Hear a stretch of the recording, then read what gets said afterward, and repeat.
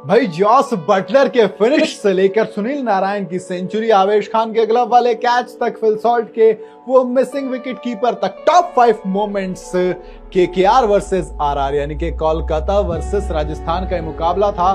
Top 5 moment करना बहुत मुश्किल पड़ जाता है कई बार जब मैचेस ऐसे हो जाते हैं। भाई कई सारी चीजें हुई ना यार। एक तरफ तो पहले सुनील नारायण ने गर्दा उठाया तो जॉस बटलर ने कहर ढाया, आईपीएल का हाईएस्ट रन चेज हो गया। एक तरफ ये था खिलाड़ी ने अपने T20 पूरे करियर की पहली सेंचुरी लगा दी, तो थोड़ा सा मुश्किल हुआ, लेकिन निकाले मैंने हर बार की तरह टॉप 5 मोमेंट। तो पहला तो देखो वही होगा, जॉस द बॉस का फिनिश। इससे बड़ा मोमेंट हो ही नहीं सकता। एक मैच जिसमें से राजस्थान रॉयल्स ऑलमोस्ट हार हो गए थे, जिसमें से राजस्थान रॉयल ऑलमोस्ट बाहर हो गए थे। जब आपको 46 रन चाहिए, वो महज 18 बॉल के अंदर, विकेट आपके पास है नहीं, आप क्या करोगे? आप कहोगे ठीक है छोड़ो खत्म करो, लेकिन जॉस बटलर ने कहा कि चलिए छोड़िए, 18 बॉल है, 46 रन अकेले बनाऊंगा। जी हाँ, आखिरी 3 ओवर में 46 रन चाहिए थे और 18 की 18 बॉल जॉस बटलर ने खेली, जिसमें 46 रन उन्होंने जड़ दिए। 18 बॉल लगातार, हर ओवर की लास्ट बॉल पे सिंगल लिया, फिर मैच को खत्म किया।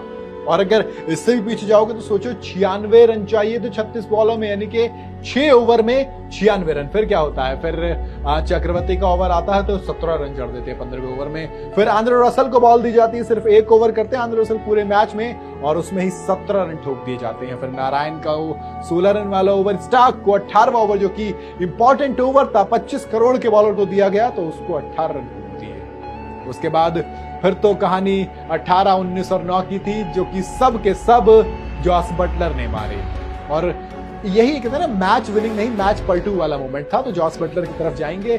और सबसे बड़ा मोमेंट मेरे लिए तो यही था। खैर दूसरा मोमेंट मिचेल स्टार्क इसलिए क्योंकि यार आपको सबसे ज्यादा पैसे दिए गए थे आईपीएल के इतिहास में, लेकिन आप, खैर अब इसमें थोड़ा सा लक की बात करो, थोड़ी सी किस्मत की बात करो, थोड़ी टैलेंट की बात करो, दोनों थी।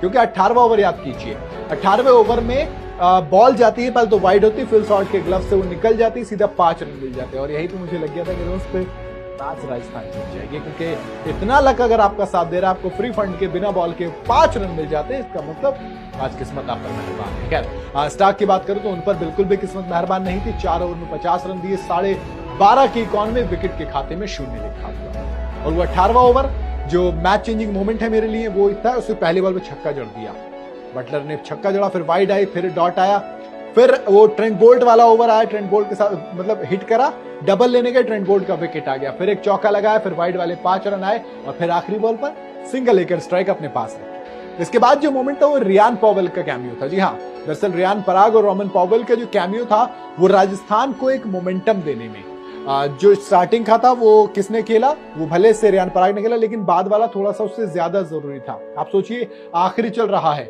और रोमन पॉवेल 223 के इस रन चेज में 10 रन पर खेल रहे थे 8 बॉल में, लेकिन उसके बाद क्या करते हैं, उसके बाद 4-6-6 यानी कि कुल मिला के वो कहानी पलट देते एकदम से। जो रन रेट जो वो 8 बॉल में 10 रन पर खेल रहे थे, अगली 4 बॉल पर वो 26 रन पर पहुंच जाते हैं और फिर आउट हो जाते हैं। लेकिन वो हिट करने के चक्कर में आउट हुए। अपनी इस छोटी सी पारी में 3 छक्के लगाए, 1 चौका लगाया और मोमेंटम को शिफ्ट किया। दूसरी तरफ अगर मैं रियान पराग की बात करूं तो हर्षित राणा ने उनका विकेट चटकाया, लेकिन उससे पहले एक 14 बॉल में 34 रन की जो ताबड़तोड़ पारी, तो राइशुट से 13 बॉल में 34 रन, क्योंकि 1 बॉल पर आउट भी हुए। इसमें 2 छक्के और 4 चौके आए थे।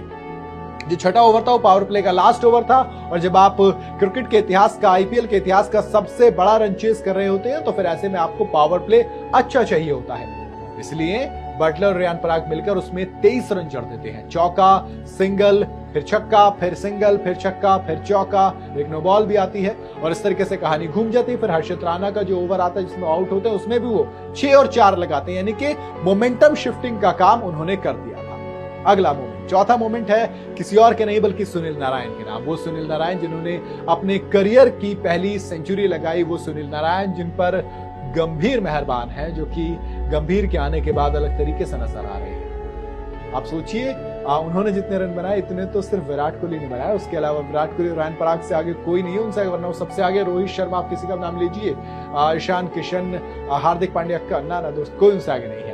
ईडन गार्डन के अंदर स्टैंडिंग ओवेशन मिली, शाहरुख खान पूरे जोश में नजर आए, 56 बॉल 109 रन की पारी, 13 चौके और 6 छक्के।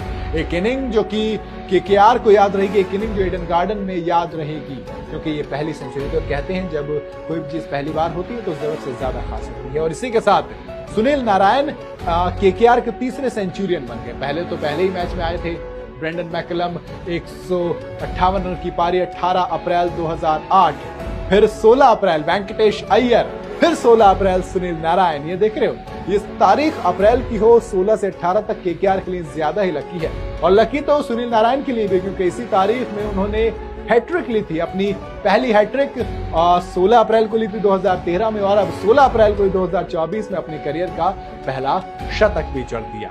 पहला शतक थोड़ा सा खास भी होता है। 49 बॉलों में सेंचुरी आई, 204 का स्ट्राइक रेट रहा, 11 चौके और 6 छक्के आए।